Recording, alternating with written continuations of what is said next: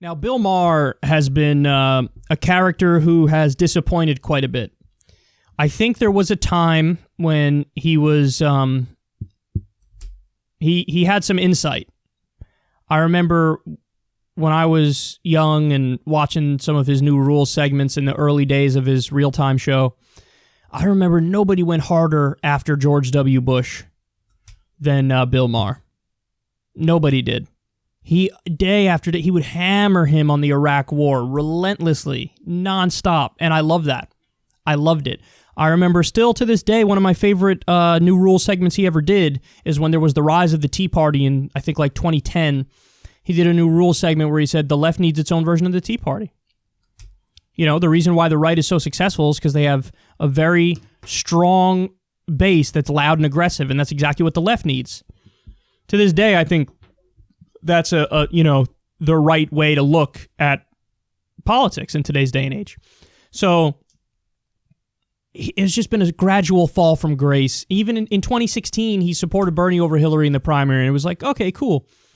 Now fast forward to today, and what has he been saying recently? Oh, I think Klobuchar is a good candidate. What? How do you go from, he's the only person in the country that went from Bernie to Klobuchar. That makes no sense ideologically. And what happened with Maher is the Trump era broke his brain. It really did. It traumatized him so much, and that it shifted his worldview in a colossal way. And now he's gone on to agree with a lot of the conventional MSNBC, CNN wisdom. The same elite corporate establishment that botched everything to this point, Maher started thinking that those are the guys who have a point. And it's heartbreaking and it's devastating and it's terrible. But having said all that, Bill Maher has always had some concerning views that are ridiculous. And so this is just more of who he really is. He's blossoming into, kind of like the standard, out-of-touch, elitist, boomer corporatist. So this was probably his worst New Rule segment of all time. Of all time. And he's had a couple that are cringeworthy. All right? Here he is. This segment is about money and politics. And now you're about to see he's kind of in favor of it. And finally, new rule, Democratic candidates have to stop telling me who they will not take money from. Money from bad people? I don't care if they're bad. I just want to know if their money is good.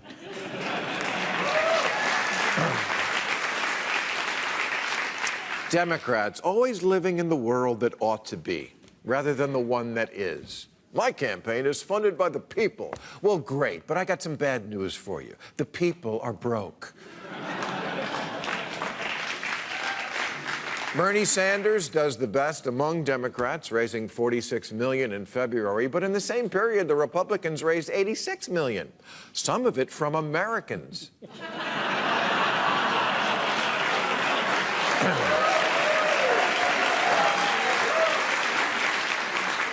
Because Trump will take money from anyone. Super PACs, corporate lobbyists, drug dealers, Russian mobsters, foreign dictators. He will and has stolen money from his own charities. Meanwhile, Democrats are competing to see not who can attract the most donors, but to see who can refuse the most. Because they're pure losers. Bernie Sanders brags that he accepts no money from corporate PACs, super PACs, fossil fuels, insurance, drug companies. No siree. If you want to give Sanders money, you had better be able to prove you don't have any. Elizabeth Warren once boasted that a college student came up to her and said they had a total of $6 to their name, but wanted to give Warren $3. And she took it.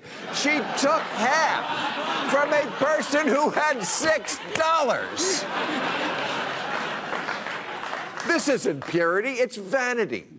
It's unilateral disarmament. It's bringing a hug to a gunfight.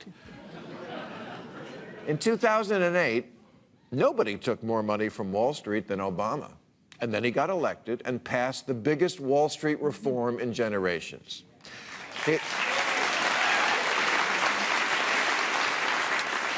He made Elizabeth Warren's plan the Consumer Financial Protection Bureau a reality. So, when he ran for re-election, Wall Street was pissed and did not give him nearly as much. But he took what they gave, and then he fucked them again.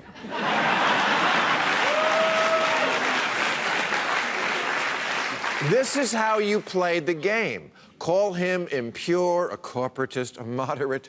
Fact is, he did more to rein in Wall Street than all the peacocking comment board socialists combined. And I don't care which old white guy we wheel into the Oval Office.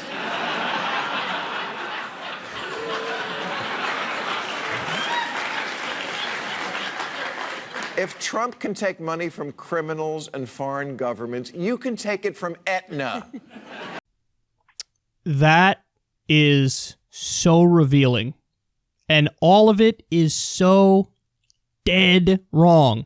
Hey, Bill, if a politician takes money from Aetna, what are the chances they're going to support universal health care? Here, I'll help you out. 0. There's no chance they would support universal health care. So some people will have to not have health insurance, or might have to go bankrupt because they can't afford their medical bills, or might have to die because they don't have health care because of politicians taking money from Aetna and Humana and Emblem and Blue Cross Blue Shield and all of those for-profit mafia price gouging vultures. Because that's what they are. An insurance company, all they do is price gouge you and take away your freedom.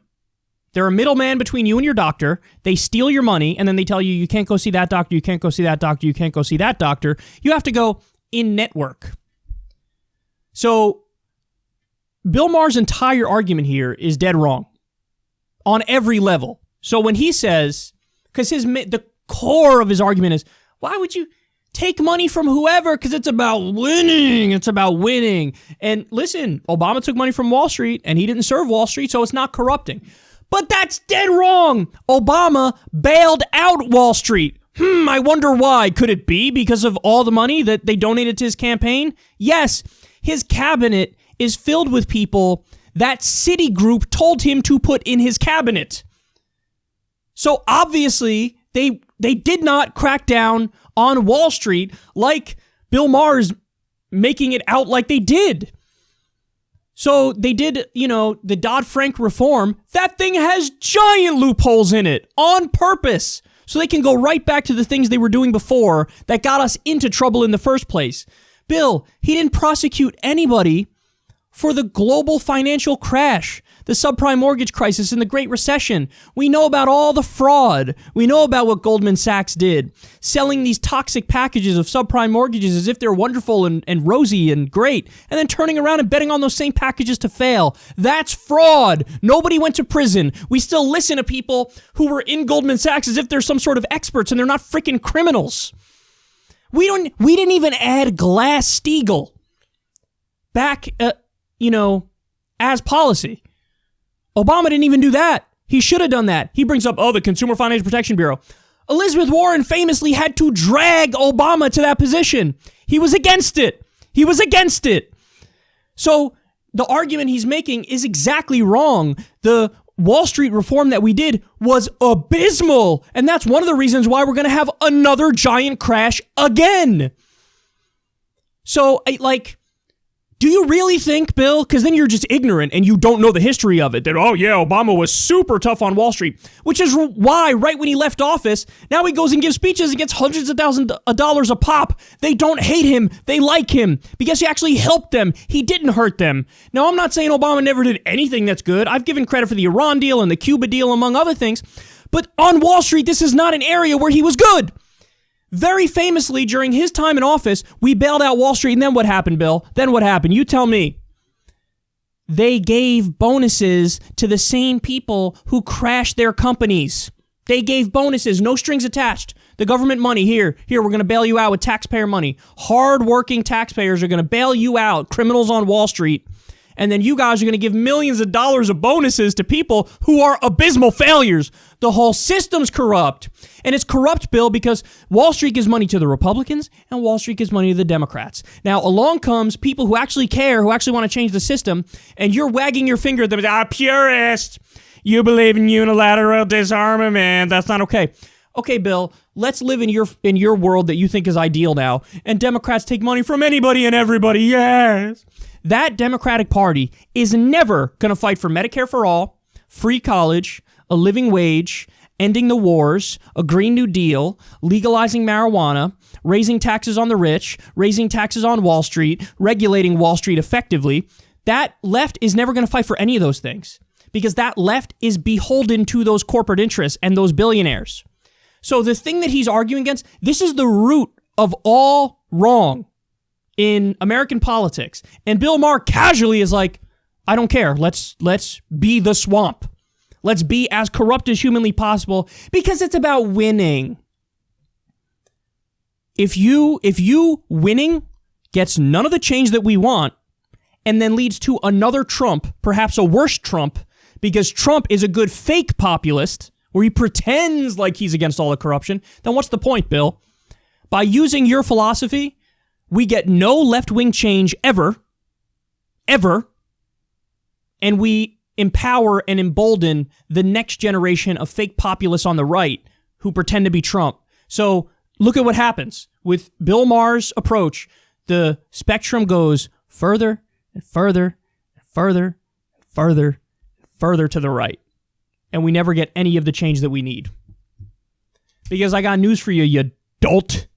When Wall Street gives money, it's not because they like Barack Obama's speeches and his position on abortion.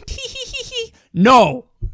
They give money as a bribe, just like the military-industrial complex does, which is why both parties support war, just as Big Pharma and the for-profit health insurance companies do, because they don't support Medicare for all. So, Bill, just so you know, there's a reason why Barack Obama didn't really push for Medicare for all or single payer. There's a reason why he didn't do that. Because the Democrats are also caught on that for-profit health insurance company money.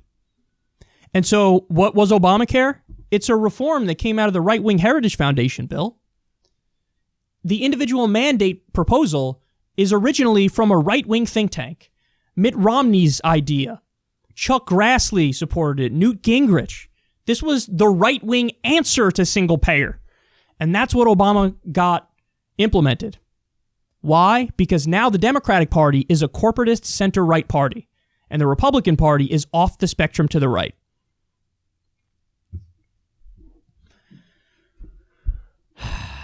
He really said Democrats should take money from Aetna and take money from Wall Street. Final point I'll make is this.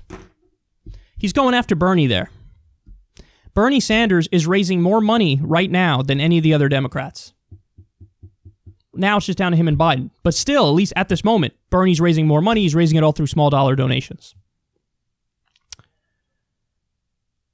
Bernie Sanders represents the teacher, the construction worker, the cashier, the person, the waiter, the waitress, the person who works in the service sector, average working person. He represents them.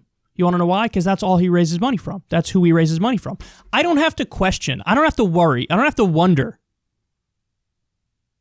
if Bernie Sanders is going to stab us in the back and change his policy ideas. I don't have to worry about that. Because I know he's not going to do it. Because it's his ideology and he's been pushing it forever. But more importantly, he only takes money from sources that agree with that philosophy. So it's not even true what he's saying that, like, we can't win if we go down this path. Because I got news for you. There were a bunch of Justice Democrats in Washington, D.C. now who are elected, and many of them had a 10-to-1 money disadvantage, but only raised through small dollar donations, and we won. You want to know why? Because, yes, we want to raise as much money as we can to win, but also, if you just get us in the ball game and we get a fair shake, the message to the people that, hey, I'm not corrupt, I'm only taking small dollar donations, this person is corrupt. That's a message that can resonate and help you. And you want to know why? Because it's true. So, Bill Maher being standard Bill Maher here, incredibly insufferable, annoying, and dead wrong. And man, what a fall. What a fall. Because now he's the root of every problem in politics, he's now in favor of the problem. He's now in favor of the corruption, in favor of the legalized bribery. And it's the saddest thing I've ever seen.